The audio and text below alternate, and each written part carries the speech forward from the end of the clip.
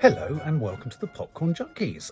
I am reviewing Air, the movie directed by Ben Affleck, starring Ben Affleck, starring Matt Damon, Viola Davis, Chris Tucker, Jason Bateman. This obviously is a sort of biographical sports film or a corporate origin story film. And there's quite a few of these. There's sort of McDonald's. If you could argue the Social Network was about Facebook, you could argue that Steve Jobs was about Apple. There's sort of quite a few. Ford v Ferrari, kind of about the genesis of Ford v Ferrari. House of Gucci, less about the origins of Gucci, but you know what I mean. It's one of those films about the origins of a major, emblematic, once just American, but now utterly global, multi-billion-dollar pound conglomerate. More specifically, this is also about a particular shoe, the Air Jordan, as personified or inspired and created around the basketball player Michael Jordan.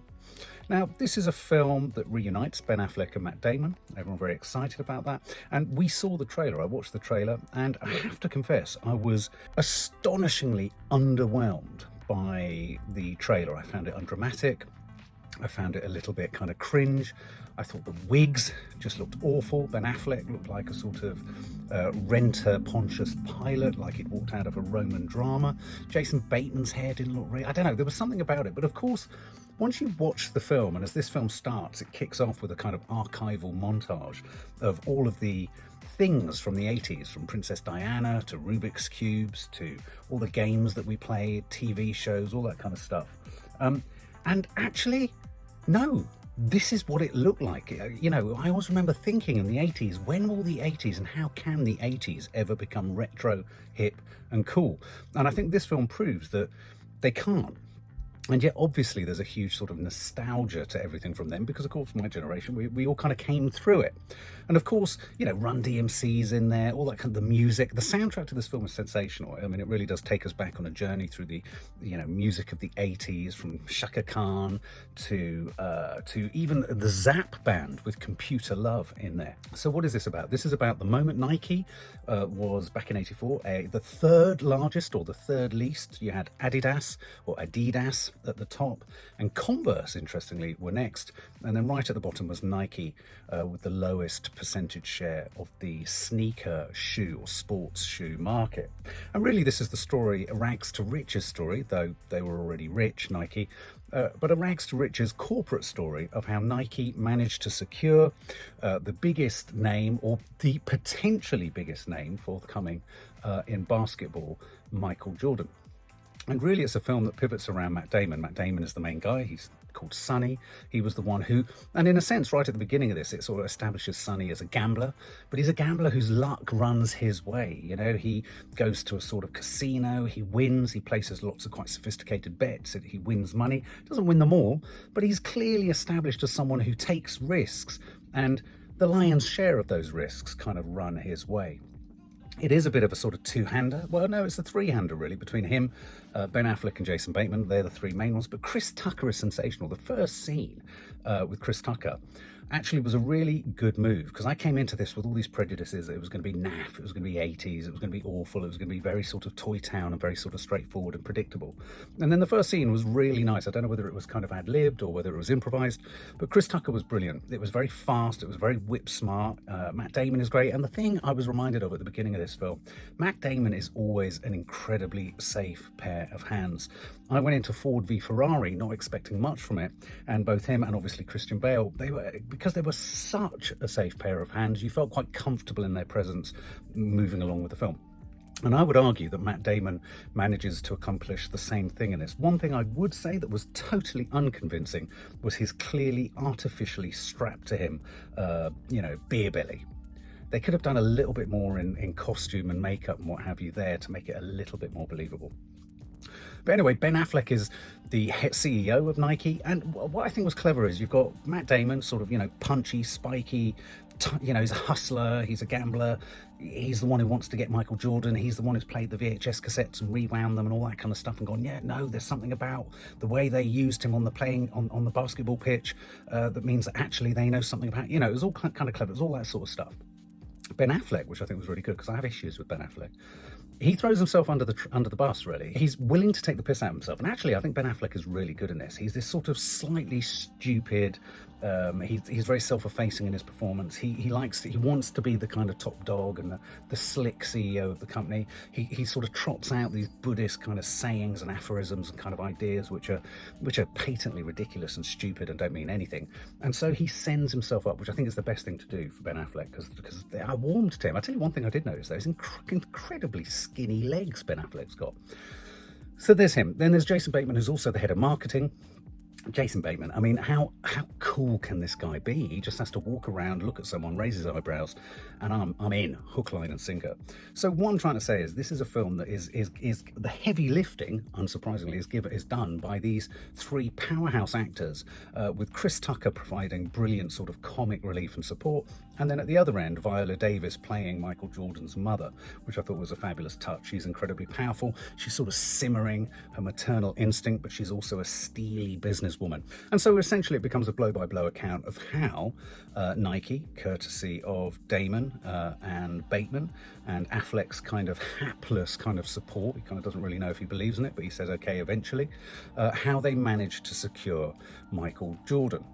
Now, one of the strange issues with this film all the way through is there's lots of archival footage of Michael Jordan playing basketball and what have you, but it elects not to have anyone play Michael Jordan in the film. And I want to know what you think. I can't still now, even having just seen it about 2 hours ago, work out whether that's a bold and successful move or a really bad move. I mean, because you get these scenes where Viola Davis and Michael Jordan's father get out of cars as they go in to be wooed by all the major kind of, sports brands. And then you always have sort of Michael Jordan sort of presented from behind, walking down corridors, not really saying very much.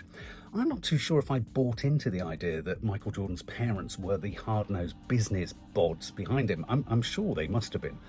But my hunch was that I think Viola Davis or Michael Jordan's mum's role was kind of amplified and lifted a bit more to give this film some kind of female perspective, because at the end of the day, it's a very male film about a very male sport.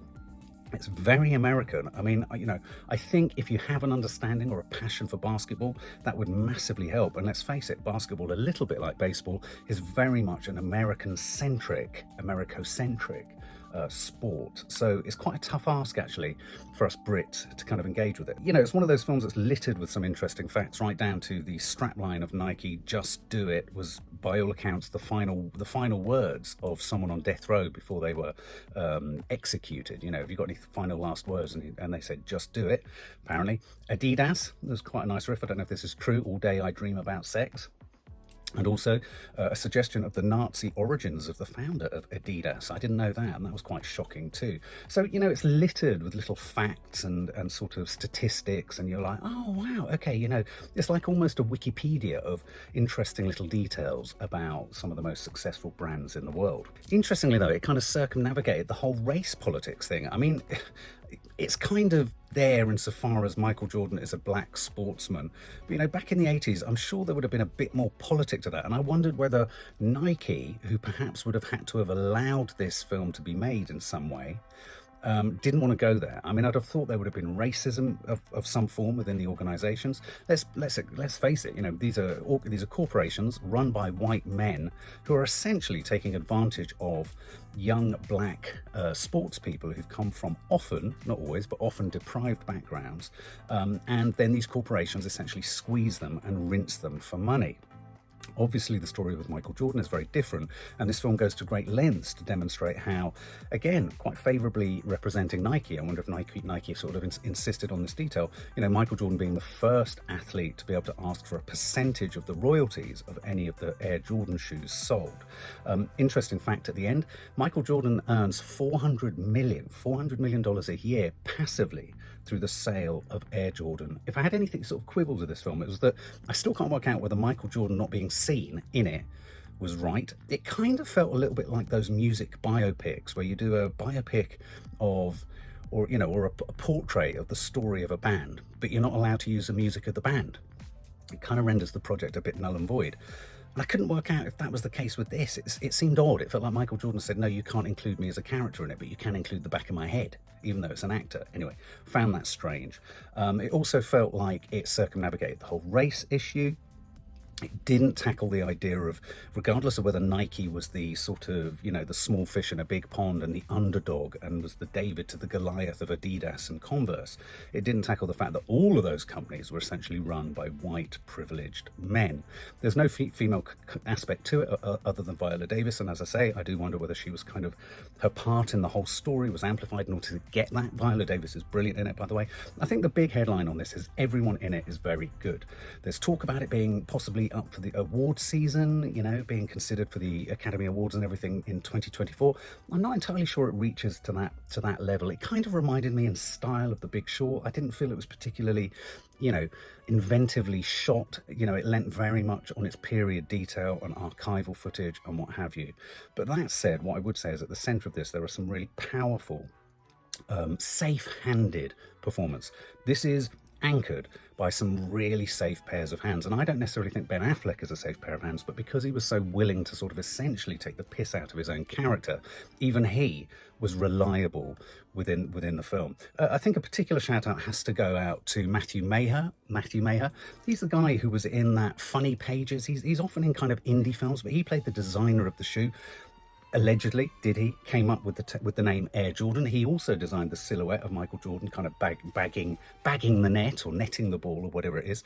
A couple of moments, I thought Matt Damon's speech to Michael Jordan in the boardroom when he kind of potentially secured him was a bit naff. I found it a bit cringe. I'm not entirely sure whether that was how it played out or how it went down. And I just kept having this nagging tug towards, hang on, this is a story. Why are we getting sentimental about an organisation that makes $47 billion every year? It can look after itself. But I suppose what this is about is that strange thing that we have, which is nostalgia for brands that we love. I'm guessing there may well be a movie of the origins of Coca-Cola or something like that. This is a household brand and it's brought to life. That said, as I say, well acted. Not entirely sure it was brilliantly scripted. It's certainly not brilliantly shot. Soundtrack is good, well curated. For a fact, I enjoyed it a lot more than I thought I was going to after seeing the trailer.